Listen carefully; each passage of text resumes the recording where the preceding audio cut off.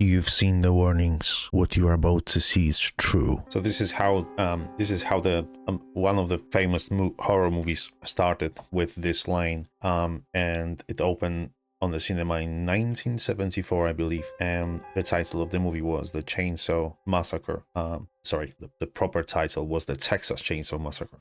The question is though, if everything happened in the movie is true or not. Obviously, this is the Hollywood movie, so a lot of things happen in the movie actually are completely not true, because let's face it, this is just a movie. However, there is a lot of things happened in real life, because it is kind of based on the events which actually take place, and to some extent this is actually even darker than you probably even imagine. So in the movie we have entire family trying to hunt the people and killing them, and all based in Texas in the movie, obviously, as the title saying. But the real horror which has happened back then wasn't even in Texas, but in a lonely farmhouse in Wisconsin. And when the police actually came into the house, what they found inside still haunting the Americans to these days. So the killer name in the movie, and the killer name, actually, I'm not actually 100% sure if it's in the movie or not, if it's mentioned actually in the movie, but the real person who committed those murders, his name was Ed Gein. He was born in 1906, which is quite far ago, and he did grow up with a strictly deep religious household. His father was an alcoholic. His mother, named Augusta, ruled with fire and brimstone. She preached that the world was full of sins, or sin, especially women's, who were, she called the women's as an instrument of devil. Ed had a brother, Henry, and when they were younger, they were forbidden from making friends at all, and they were not even allowed to date. When Ed's mother passed away in 1945, Ed kind of lost the only person who he was actually truly connect with. The neighbors of a farm describe him as a quiet and odd but completely harmless person. This was the type of a man who was babysit their kids and fixing the fence if it's needed. But behind closed doors, Ed was kind of building a secret world inside his farmhouse. And it kind of all started from November 16th, 1957. The small town of Plainfield was shaken when Lockhart Hardware owner Bernice Warden disappeared. Her truck was found abandoned, and the store was completely closed. And the last receipt in her book was actually sold to Ed Gein himself. And after this, of course, police trying to find a person who was missing, which was obviously Bernice. And when the people actually went to the property of Ed, as he was the last person she sold the book to, no, she sells something to him, and her receipt, and the receipt was actually in her book that she sold something to him. So when the police actually arrived to his property, they kind of expect to find just Ed as a suspect. Instead, actually, when they actually came over and stepped into the house, they basically stepped something which was beyond their imagination. They found Bernice in the shed behind the house. She had been shot, then strung up like a deer, and her body was gutted completely. But this was just the beginning, basically. In the entire farmhouse, the air was smelled of rot. Inside the farmhouse, the air was smell of rot. Windows were covered completely.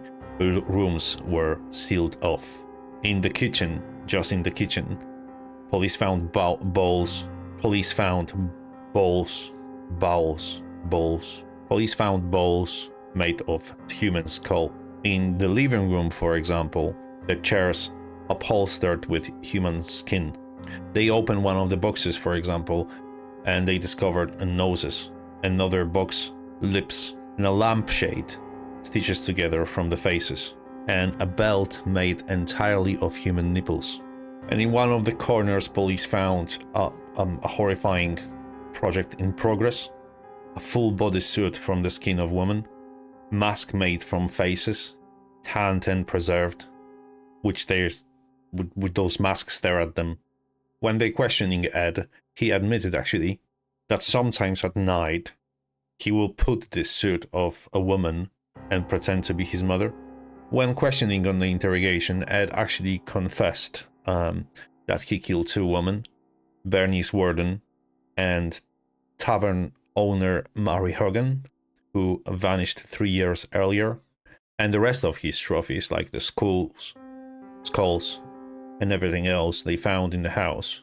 He claimed they came from grave robbing, as he claimed he will go to cemeteries at night and dig up the bodies of a woman's which remind him of his mother, and take them, of course, home to do some grim experiments. And he actually explained that the ultimate goal of his vision was to create a woman's suit and a way to become his mother by wearing her own skin. And it was not about the killing for pleasure, but about the obsession, grief, and madness. Ed Gein was never declared insane, and he never stood the trial in the traditional sense. He was committed to Central State Hospital for the criminally insane, where he lived completely quietly until his death in 1984. He never killed again, and in any of the interviews, he spoke of his crimes with a disturbing calmness.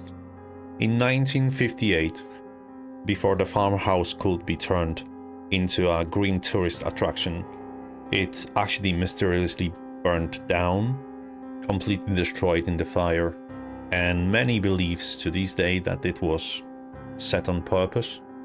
Ed Gein killed basically two confirmed victims, but his crime completely shook entire American nation, and the sheer of grotesque details behind those killings and behind those murders inspired Hollywood's most iconic killers to these days.